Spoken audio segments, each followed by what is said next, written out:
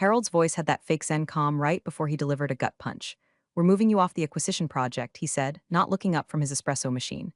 To make room for Brandon, I didn't flinch. I didn't blink. I just felt every vein in my neck harden like a cable. 3 years.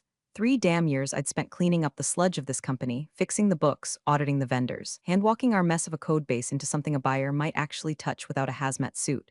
And now I was getting benched. For his son. Brandon. A man whose most impressive contribution to the company thus far had been screwing up a coffee order so badly we had to call IT to reset the smart machine. "It's a mentorship opportunity," Harold added, like he was offering me a gift, not spitting on my resume. "You've done such great foundational work. Now it's time for Brandon to learn the ropes. Legacy stuff." Ah, there it was, legacy, I nodded slowly. The way women nod in meetings where men misunderstand the word collaboration as compliance. I even smiled. Harold smiled back, completely unaware that my silence was not agreement, it was a crime scene photo.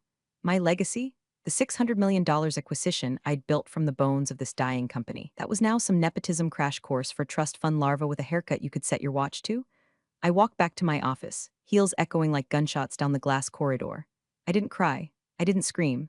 I just closed the door and started organizing my files, not for handover, just for insurance.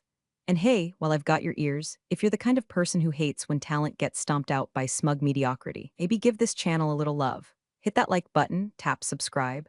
90% of you are listening without hitting it, and trust me, it helps the team more than Brandon helps any spreadsheet he touches. Now, back to the bloodbath. By lunchtime, the news had spread. Brandon was taking over the acquisition project. Suddenly, my calendar was an empty desert of canceled invites and polite non-responses. People looked at me like I was already gone. But the thing is, I wasn't, not really. I did what they didn't expect. I complied. I attended the transition meetings, handed over sanitized versions of key documents, watched Brandon fumble through project plans he clearly didn't read, and I smiled through all of it like I'd just discovered inner peace at a yoga retreat, instead of being stabbed in the back by a man who couldn't spell due diligence without a deck. "You've really set us up well," Brandon said one afternoon, flipping through a report I personally compiled over 8 months. "All I have to do now is execute." He winked. He actually winked.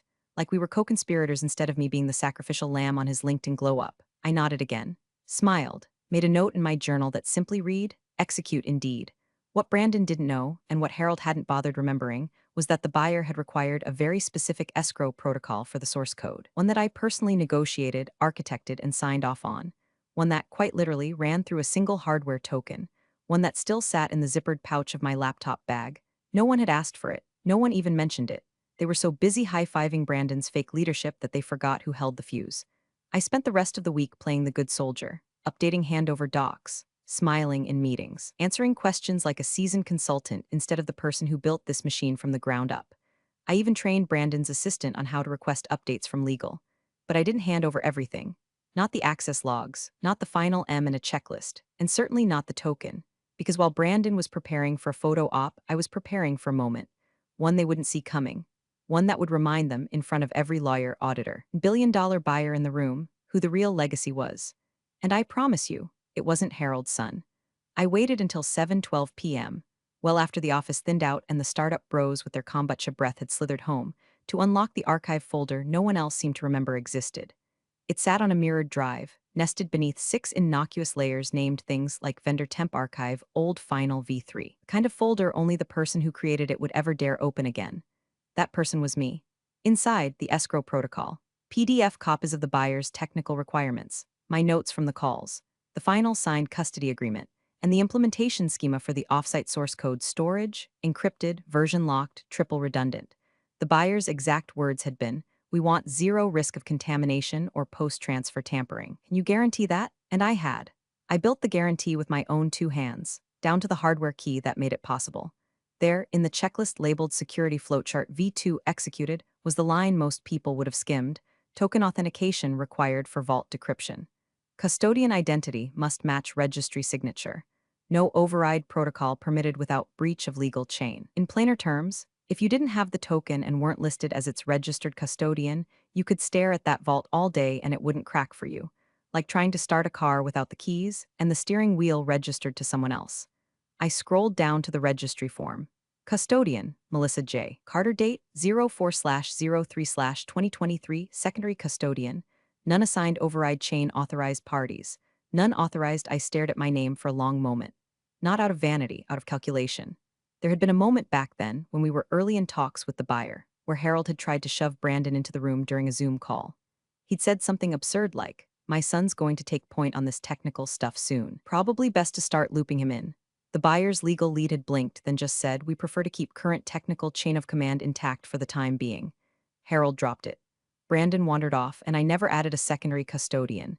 It wasn't a trap, not then. It was just practical, cleaner, safer. But now it was the difference between that code being a $600 million asset or an inert brick of scrambled data nobody could validate. I stood, walked to the back cabinet, and slid open the top drawer where I kept my external drives, expired badges, and things I never trusted to cloud storage. The token was there, small, gray, unremarkable unless you knew exactly what it could do or what it could prevent. I turned it over in my palm, the ridged edges pressing small moons into my skin. Not even the CTO had asked about it. The CFO, God bless him, had signed every one of my forms without reading past the first paragraph. His signature was on the escrow doc. His initials were on the audit log. But his brain, it was usually somewhere between golf and whatever his fantasy football team was doing that week. And Brandon, please, if that man even knew what physical key meant, he probably assumed it was something you pressed on a keyboard. I slid the token into a velvet pouch, then into the inner pocket of my laptop bag, tucked between my charger and a half-eaten granola bar I'd been too busy to finish since April. Back at my desk, I deleted my access history for the archive folder. Set up a rule to forward any queries about the protocol to legal with a subject line that read, "Per confidentiality, please consult project custodian of record." I wasn't paranoid. I was precise. There's a difference. I sat back in my chair, arms folded. The fluorescent lights buzzed softly overhead like some kind of bad omen in a movie. But I didn't feel doomed. I felt still.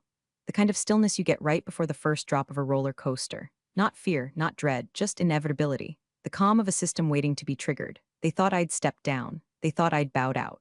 But in the vault behind this company's most valuable asset was a door they couldn't even see, and behind that door there was only one name that mattered. Mine. Brandon's first big leadership moment came 3 days after I was officially iced out. Harold sent a chirpy email with the subject line, "Exciting new direction, Brandon to lead acquisition talks direct hit." The emoji alone made me want to disassociate. Beneath it, a calendar invite, internal prep review deal deck walkthrough. I clicked maybe, and then showed up anyway. I needed to see the damage up close. The conference room was packed. Finance, legal, engineering leads, everyone who mattered. Brandon strutted in like a man who'd just discovered Microsoft Teams and thought he invented it. He wore one of those company-branded polos they hand out at trade shows. Too tight, too smug. "All right, team," he said, clapping once like a high school football coach about to ruin someone's ACL. "Let's win this thing." He fired up his deck. Something with a title like Path to Victory, Strategic Synergy and Scalable Outcomes. Slide 1 was a logo animation that looked like it had been made by someone with a Fiverr addiction and a traumatic relationship with PowerPoint transitions. Then came the data. Except it wasn't data. It was vibes, graphs without sources, revenue projections pulled from the land of wishful thinking. At one point, he literally said, "Our ARR will probably double post-acquisition because of, downstream vertical absorption." I watched legal twitch. Then he misquoted our burn rate by nearly $4 million. Claimed the buyer initiated the deal because of our breakout user metrics when in reality, we'd been quietly shopping ourselves for 18 months, and the buyer only bit after 3 rounds of bespoke integration modeling, modeled by yours truly. But Brandon's real talent wasn't lying, it was believing the lie the second it left his mouth. Like he genuinely thought he was the architect of a deal I'd built line by line, spreadsheet by spreadsheet, over the course of 2 fiscal years and a bout of seasonal depression. Then came the slide that made me grip my coffee mug so hard I nearly cracked the ceramic. Deal structure breakdown as proposed by strategic lead. The diagram was mine. The color coding, the waterfall flow, the annotated terms, all mine. I had presented that exact visual 2 months ago to the internal M and a committee. Only difference now? My name was gone, replaced with a big fat header, Lead, Brandon Carter.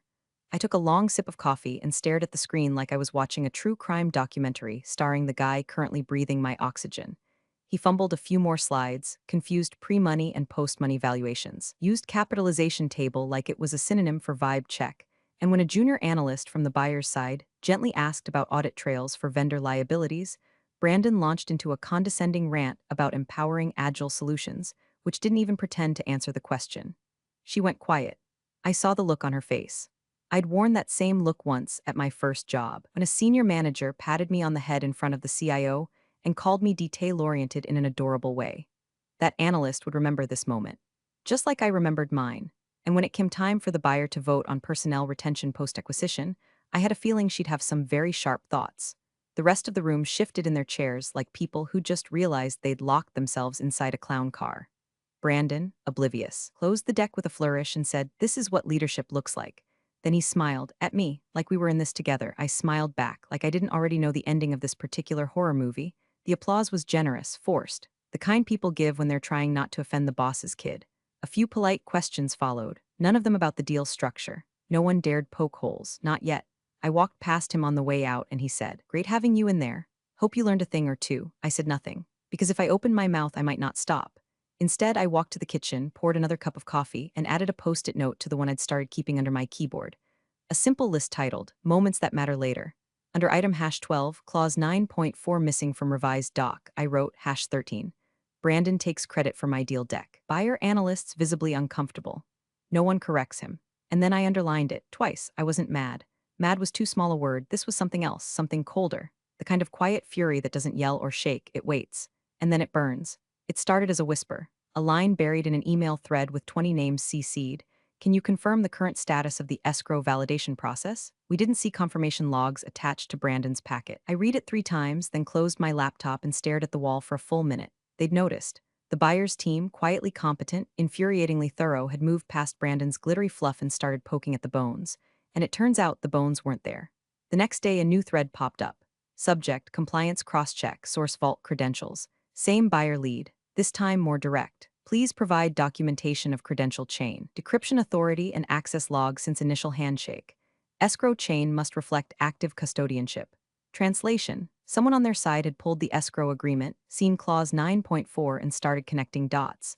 Or rather, noticing which dots were missing. Brandon responded with vague boilerplate. "We're in the process of migrating those files to a new shared structure. My team's on it." His team consisted of a guy named Ethan who once stapled a PDF to a printed out Excel file and called it integration.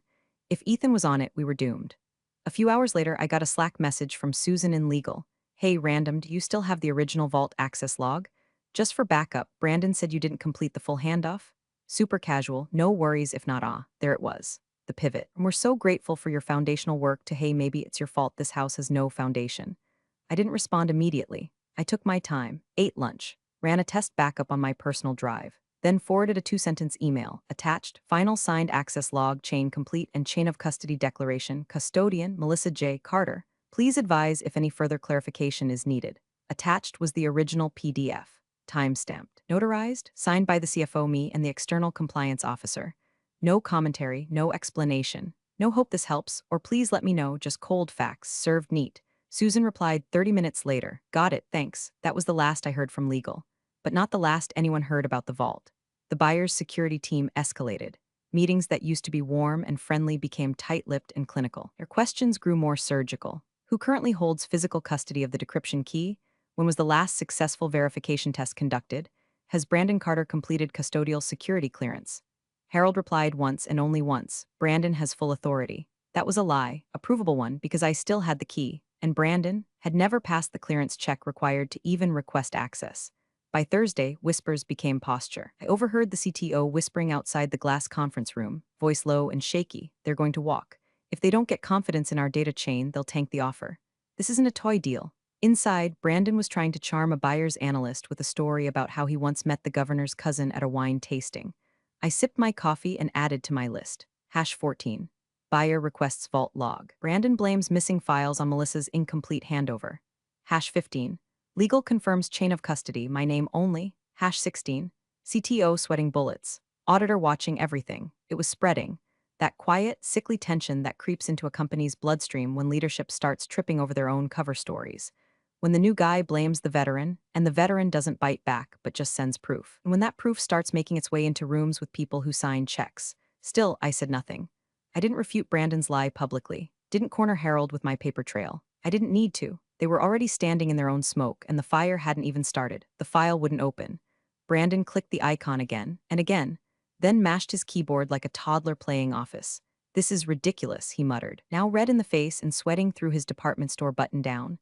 "The vault's supposed to open with my credentials." IT leaned over his shoulder, unbothered. "That's not how it works." I was across the room, ostensibly there for transition support, watching the scene unfold through the slats of my barely raised laptop screen. Brandon jabbed at the trackpad. I am the deal lead, I should have access. The IT rep, Sam, who'd been with us longer than the furniture, shrugged. Doesn't matter. Vault credentials are tied to the hardware token. You don't have the token. Brandon frowned. What token? Sam blinked.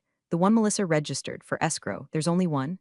Brandon's jaw opened, then closed like a sea bass trying to form a thought. He looked at Harold, who had wandered in mid-chaos carrying a fresh latte and an old assumption that his last name still solved problems.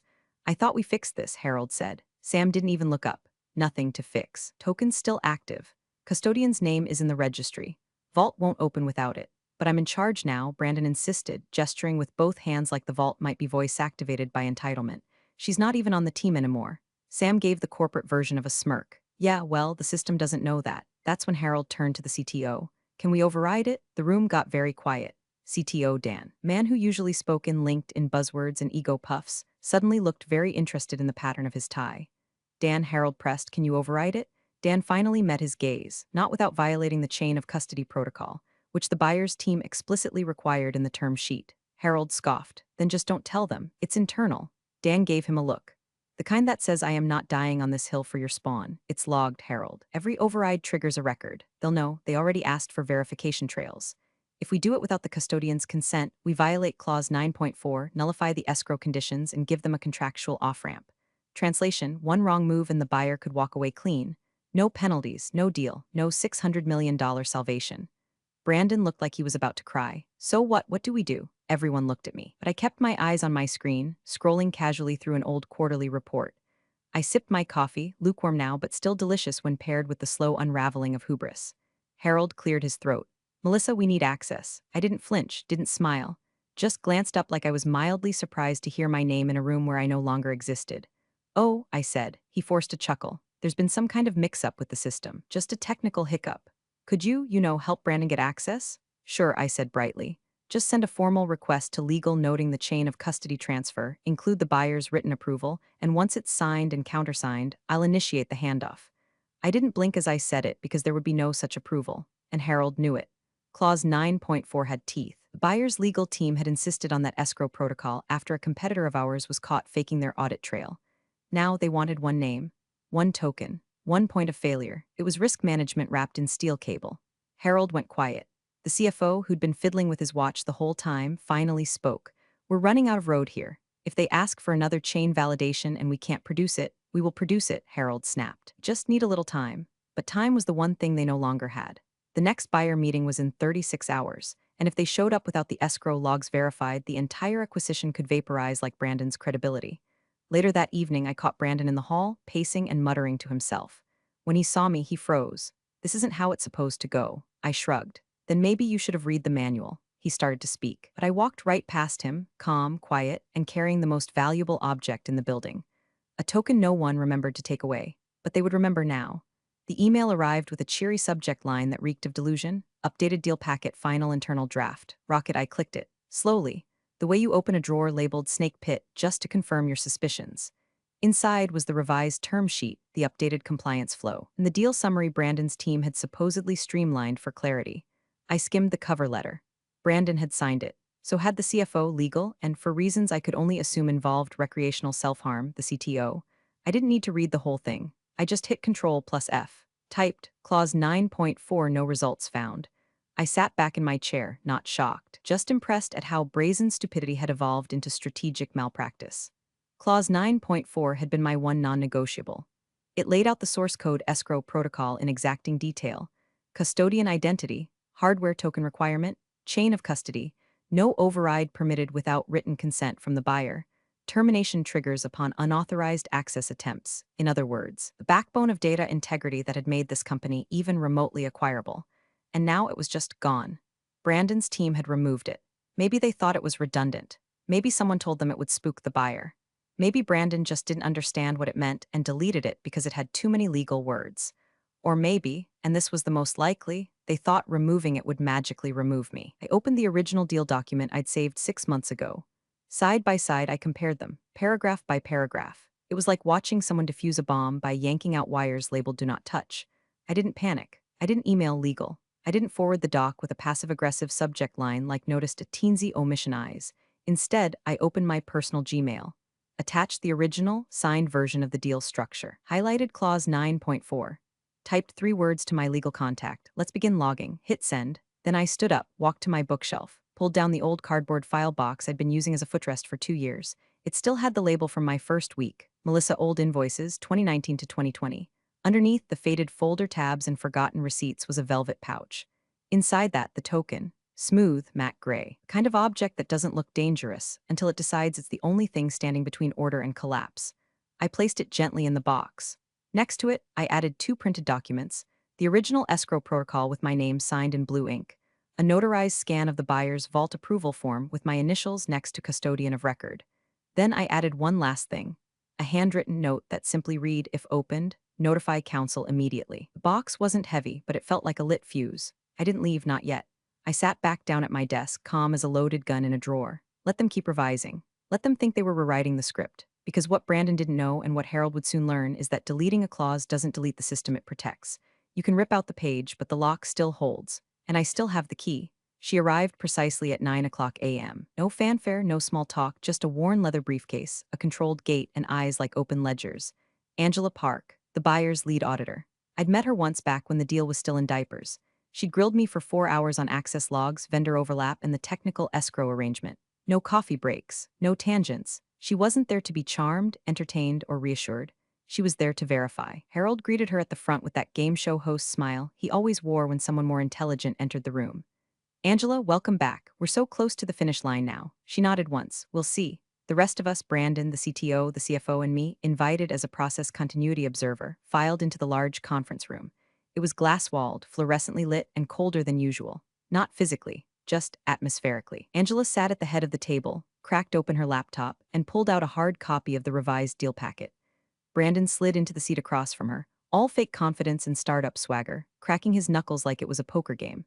Before we proceed with cap table verification and final valuation factors, she said, eyes on her screen, we'll need to walk through escrow validation. There was a pause, a subtle tightening in the room, like someone had just said turbulence mid-flight. Brandon coughed into his fist. Right, yep, we're migrating those systems right now. Everything's in motion. Angela didn't look up. That's not what we requested. Well, he tried again. We've modernized a few of the workflows. The old system Melissa set up, it was great, really thorough, but we've streamlined it, restructured the access pathways. She held up a hand. Just 2 fingers, and Brandon shut up. She scrolled once more. Said, I'd like to see the full chain of custody for the source code escrow, including custodial logs, active token registry, and any overrides requested or executed since last quarter. The CTO shifted in his seat. Brandon glanced at Harold, who nodded at him like that would somehow insert confidence into his bloodstream. Brandon turned back. We don't have the full log printed, but I can summarize. Angela raised an eyebrow. Brandon corrected, still consolidating the access points.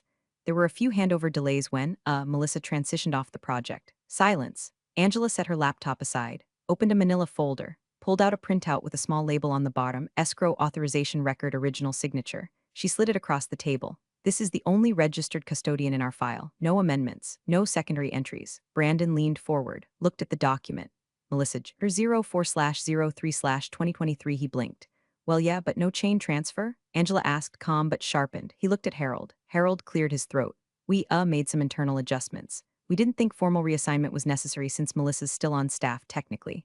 Angela turned her head, slowly, so you altered the protocol without informing us. Harold tried to laugh. Altered? No, we just evolved it. Angela looked at Dan, the CTO. Did you file a reauthentication request for custodial shift? Dan froze. No. Did you log any override attempts? No, he whispered. She leaned back in her chair, folded her hands. Then the escrow vault remains under the sole authority of Melissa Carter, and any access attempts made without her registered approval are in direct breach of Section 14.3 and Clause 9.4. Harold's face turned the shade of a retirement fund hemorrhaging overnight. Brandon looked like he was about to be sent to summer camp on Rikers Island. Angela pulled a smaller document from her briefcase. We'll pause valuation proceedings until validation is resolved. Further engagement is contingent on verified escrow control. Then she turned to me. Just for a moment, I didn't move, didn't smile, but I met her eyes. She nodded once, tiny, almost imperceptible, and then began packing up. Brandon opened his mouth. Angela shut her case with a click. The sound echoed louder than any word he could have spoken. The room smelled like victory cologne and stale desperation. You could tell who was wearing which. Harold had picked the walnut-paneled executive conference room for the final due diligence meeting, a space no one used unless they were trying to impress or lie. He sat at the head of the table, fingers steepled, face stretched into a smirk that didn't quite fit anymore. Brandon, positioned right beside him like a discount consigliere, was practically vibrating with self-satisfaction. He'd worn his best blazer, the one he called boardroom blue, and had rehearsed his intro 3 times in the hallway. I know because I heard him. They invited me as a courtesy, the kind of word that tastes like poison if you say it too often. I accepted. Not because I wanted to be polite, because some curtains you want to be front row for when they fall. The buyer's team entered quietly. No pleasantries, no jokes, just clipped nods and notepads. Angela, their auditor, took the same seat she'd used during her first visit. Same posture, same stillness. Only difference was the air pressure, thick now, like the oxygen had been filtered through tension. Harold opened with a monologue. Naturally, we're thrilled to be at this stage. The integration has been seamless. Brandon here has really stepped up to lead with clarity and precision. Frankly, I've never been more confident in our future. Brandon chimed in. It's been an honor to continue the strong foundation Melissa built. He glanced at me. She really paved the way. I said nothing, just nodded like someone who's finished reading the will. CFO cleared his throat and leaned toward Brandon. All systems go, he whispered, barely audible. We're ready. Brandon sat straighter, looked around the room like he was accepting an invisible trophy. Well then, let's finalize escrow validation and close this thing. Angela didn't move, just looked at the buyer's counsel, who looked at the CTO, who looked like he hadn't slept in days. Let's begin with protocol confirmation, the buyer's counsel said. Chain of custody, escrow token, vault logs. Brandon turned to the projector and clicked to the slide labeled Updated Access Workflow. It was a flowchart that led nowhere. Boxes pointing to other boxes. No names, no timestamps, just graphic design trying to pass for governance. We've updated the structure to simplify access, he explained, voice smooth like overripe fruit. It's all integrated now, cleaner, leaner. Angela blinked once. Names on the token registry? Brandon hesitated. CFO jumped in. We believe the registry was in the process of being transitioned. No documentation reflects that, Angela replied. Well, Brandon started, then faltered. Across the room, silence spread like ink in water. Heavy, irreversible. That's when I moved. No words, no signal, just the sound of my laptop closing, slow, final, deliberate. Click, every head turned. Even Harold's. I reached down, unzipped my bag, not quickly, not dramatically, just slowly, like I was peeling back the last layer of a lie. Inside the box. Inside the box, the token. I didn't take it out, not yet. I just let them hear the sound of velvet fabric shifting against plastic. Quiet, heavy with implication. Angela looked at the bag, then at me. Brandon's mouth parted. CFO leaned back like he'd just seen the last card on the river. Harold narrowed his eyes. What are you doing? He asked, voice clipped. I looked up, calm as still water. Just here as a courtesy, remember? Angela's lips pressed together. Her pen tapped once against the edge of her notebook. The buyer's counsel began to sit forward. I let my fingers rest on the pouch inside the box. Nothing flashy, just gravity and the weight of the truth about to be pulled into daylight. And still I said nothing. Because when the bomb is already ticking, you don't need to shout. You just wait for the silence to break. I reached into the box. No hesitation, no pause for drama, just precision. Kind you earn through years of being overlooked and underestimated.